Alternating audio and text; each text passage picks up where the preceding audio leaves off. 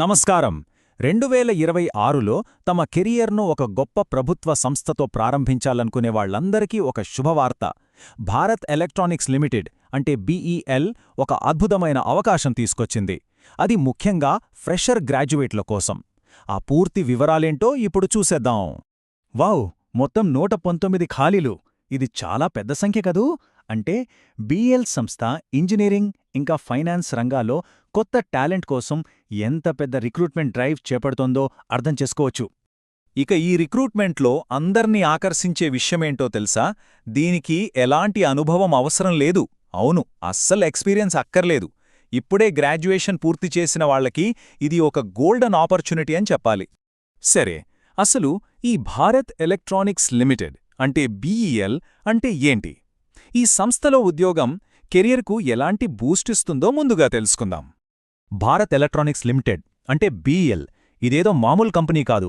ఇది ఏకంగా భారత ప్రభుత్వ రక్షణ మంత్రిత్వ శాఖ కింద పనిచేసే ఒక నవరత్న పిఎస్యు. అంటే దేశంలోనే టాప్ ప్రభుత్వ సంస్థల్లో ఇది కూడా ఒకటి. ఇలాంటి చోట జాబ్ రావడమంటే అది చాలా పెద్ద గౌరవం. మరి ఇంత మంచి కంపెనీలో జాబ్ సంపాదించాలంటే ఎలాంటి అర్హతలు కావాలో ఇప్పుడు చూద్దాం. ఎవరెవరు అప్లై చేయొచ్చో ఇక్కడ క్లియర్గా తెలిసిపోతుంది. ఇక్కడ పోస్టుల వివరాలు చూస్తే ఎలక్ట్రానిక్స్ వాళ్లకి ఏకంగా 65 పోస్టులున్నాయి. ఇదే హయ్యెస్ట్. ఆ తర్వాత మెకానికల్ ఇంజనీర్లకు 37 పోస్టులు. అంతేకాదు ఫైనాన్స్లో ఎంబీఏ చేసిన వాళ్లకు కూడా 2 ఆఫీసర్ పోస్టులు కేటాయించారు. సో ఏ బ్రాంచ్కు అవకాశం ఉందో లేదో ఒకసారి చూసుకోవాలి. సింపుల్గా చెప్పాలంటే ఇంజనీర్ పోస్టులకి సంబంధిత బ్రాంచ్లో బీఈ లేదా బీటెక్ చేసి ఉండాలి. ఇక ఫైనాన్స్ ఆఫీసర్ పోస్ట్కైతే ఎంబీఏ ఫైనాన్స్ కావాలి. ఇక్కడ చాలా ముఖ్యంగా గుర్తుంచుకోవాల్సిన విషయం ఒకటుంది. డిగ్రీ ఖచ్చితంగా పూర్తయి ఉండాలి. ప్రస్తుతం ఫైనల్ ఇయర్ చదువుతున్నవాళ్లు అర్హులు కారు. ఇక వయస్సు పరిమితి విషయానికి వస్తే జనరల్ కేటగిరీ వాళ్లకు మ్యాక్సిమం 28 ఇయర్స్. అదే ఓబీసీ అభ్యర్థులకైతే 3 ఏళ్ల రిలాక్సేషన్ అంటే 31 ఇయర్స్ వరకు. ఎస్సీ ఎస్టీ వాళ్లకు 5 ఏళ్లు అంటే 33 ఇయర్స్ వరకు. ఇక పీడబ్ల్యూబీడీ కేటగిరీ వాళ్లకు ఏకంగా 10 ఏళ్ల సడలింపుంది. సో అప్లై చేసే ముందు తమ కేటగిరీ ప్రకారం ఏజ్ లిమిట్ సరిపోతుందో లేదో ఒకసారి చూసుకోవాలి. రైట్, ఇప్పుడు అందరూ వెయిట్ చేసే టాపిక్కే వచ్చేద్దాం. అదే జీతం. ఈ జాబ్లో చేరితే శాలరీ ప్యాకేజ్ ఎలా ఉండబోతుందో చూద్దాం పదండి. ఇది జస్ట్ శాలరీ అని చెప్పలేం. ప్రతి సంవత్సరం ఇంక్రిమెంట్స్తో కూడిన ఒక అట్రాక్టివ్ ప్యాకేజ్ ఇది. ఆలోచించండి, ఒక ఫ్రెషర్గా కెరీర్ స్టార్ట్ చేసేటప్పుడు అది ఒక ప్రభుత్వరంగ సంస్థలో ఇంతకంటే మంచి ఆఫర్ దొరకడం చాలా కష్టం. ట్రైనింగ్లో చేరిన మొదటి సంవత్సరంలో నెలకు 30,000 రూపాయల జీతం ఉంటుంది.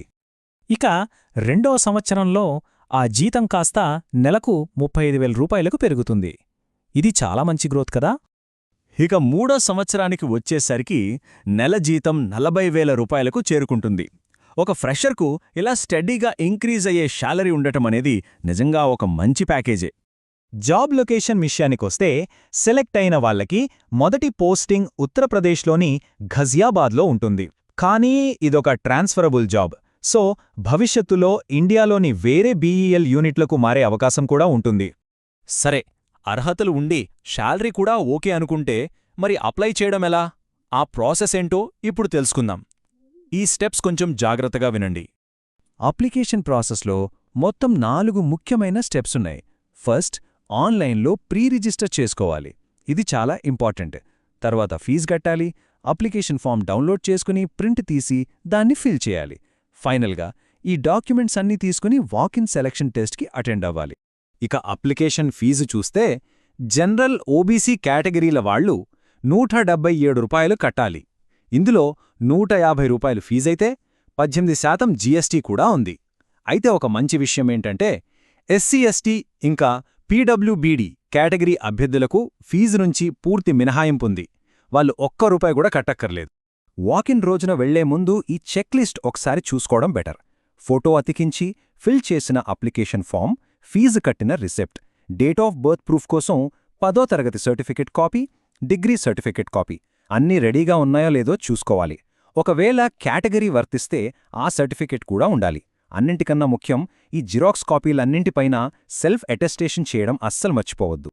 ఇక మనం చివరి ఇంకా చెప్పాలంటే అత్యంత ముఖ్యమైన విభాగానికి వచ్చేశాం. అదేంటంటే డేట్స్.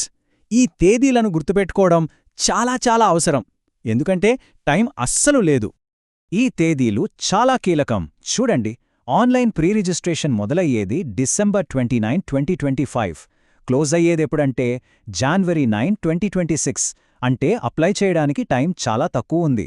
ఇక రిజిస్ట్రేషన్ ముగిసిన 2 రోజుల్లో అంటే జాన్వరి 11న వాక్-ఇన్ సెలక్షన్ టెస్ట్ ఉంటుంది. సో కొంచెం కూడా లేట్ చేయకుండా వెంటనే రిజిస్టర్ చేసుకోవాలి.